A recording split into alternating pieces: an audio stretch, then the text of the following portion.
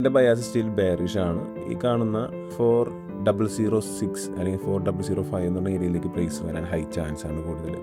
And ഈ ഏരിയയിൽ നിന്ന് പ്രൈസ് ഇറങ്ങാൻ തന്നെയാണ് ചാൻസ്. നമുക്കിവിടെ ഇതിന് താഴത്തേക്ക് ഒരു ബോഡി ക്ലോസ് ഇതുവരെ കിട്ടിയിട്ടില്ല. സോ അതുവരെ കിട്ടുന്നവരെ വെയിറ്റ് ചെയ്യുന്നതായിരിക്കും ഏറ്റവും ബെസ്റ്റ്. NFU പോലുള്ള ന്യൂസ് ഇവൻറ്റിൽ കൂടുതലും ട്രേഡ് ചെയ്യാതിരിക്കുന്നതാണ് നല്ലത്. കാരണം ഏത് ഡയറക്ഷനിലേക്ക് പോകുന്നത് നമുക്ക് പ്രിഡിക്റ്റ് ചെയ്യാൻ പോലും പറ്റില്ല.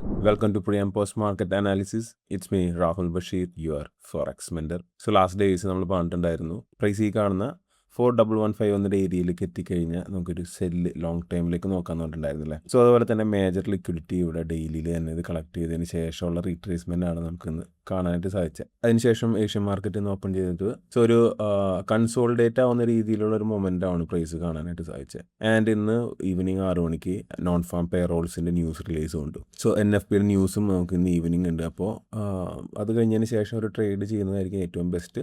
ആൻഡ് എൻ്റെ ബയാസ് സ്റ്റിൽ ബെയറിഷ് ആണ്. ഈ കാണുന്ന 4006 അല്ലെങ്കിൽ 4005 എന്നുള്ള ഏരിയയിലേക്ക് പ്രൈസ് വരാൻ ഹൈ ചാൻസ് ആണ് കൂടുതൽ. ആൻഡ് ഈ ഏരിയയിൽ നിന്ന് പ്രൈസ് ഇറങ്ങാൻ തന്നെയാണ് ചാൻസ്. നമുക്കിവിടെ ഇതിന് താഴത്തേക്ക് ഒരു ബോഡി ക്ലോസ് ഇതുവരെ കിട്ടിയിട്ടില്ല. സോ അതുവരെ കിട്ടുന്നവരെ വെയിറ്റ് ചെയ്യുന്നതായിരിക്കും ഏറ്റവും ബെസ്റ്റ്. NFU പോലുള്ള ന്യൂസ് ഇവൻറ്റിൽ കൂടുതലും ട്രേഡ് ചെയ്യാതിരിക്കുന്നതാണ് നല്ലത്. കാരണം ഏത് ഡയറക്ഷനിലേക്ക് പോകുന്നത് നമുക്ക് പ്രിഡിക്റ്റ് ചെയ്യാൻ പോലും പറ്റില്ല. NFU പോലുള്ള ന്യൂസ് ഇവൻറ്റ്സിൽ നമുക്ക് ട്രേഡ് ചെയ്യാതിരിക്കുന്നതാണ് നല്ലത്. കാരണം മേ ബി പ്രൈസ് വേണമെന്നുണ്ടെങ്കിൽ രണ്ട് സൈഡിലേക്കും വലിയ രീതിയിലുള്ള വിക്കൊക്കെ ക്രിയേറ്റ് ചെയ്യാനുള്ള ചാൻസും കൂടുതലാണ്. അപ്പോൾ അതുകൊണ്ട് ന്യൂസ് കഴിഞ്ഞതിന് ശേഷം കിട്ടുന്ന കൺഫർമേഷനിൽ ട്രേഡ് ചെയ്യുന്നതായിരിക്കും ഏറ്റവും ബെസ്റ്റ്.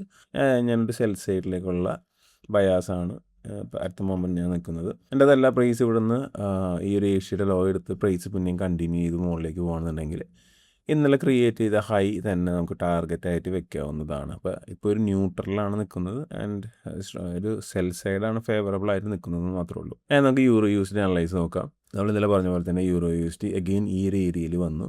ലിക്വിഡിറ്റി കളക്ഷന് ശേഷം അഗെയിൻ പിന്നെയും പ്രൈസ് മുകളിലേക്ക് മൂവ് ചെയ്തല്ലേ.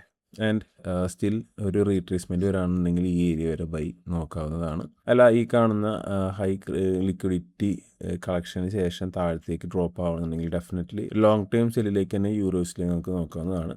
ഈ കാണുന്ന ഒരു ഏരിയ വരെ ടാർഗറ്റ് ചെയ്യാവുന്നതാണ്. So that's it my view on euro USD and gold. നമ്മൾ ഇന്ന് പറഞ്ഞ അപ്ഡേറ്റ്സ് നാളെ എത്രത്തോളം മാർക്കറ്റിൽ അത് ഉണ്ടായിരുന്നു നമുക്ക് നാളെ പ്രിയം പോസ്റ്റ് മാർക്കറ്റിൽ വീണ്ടും കാണാം. Thank you so much for watching. Have A nice day.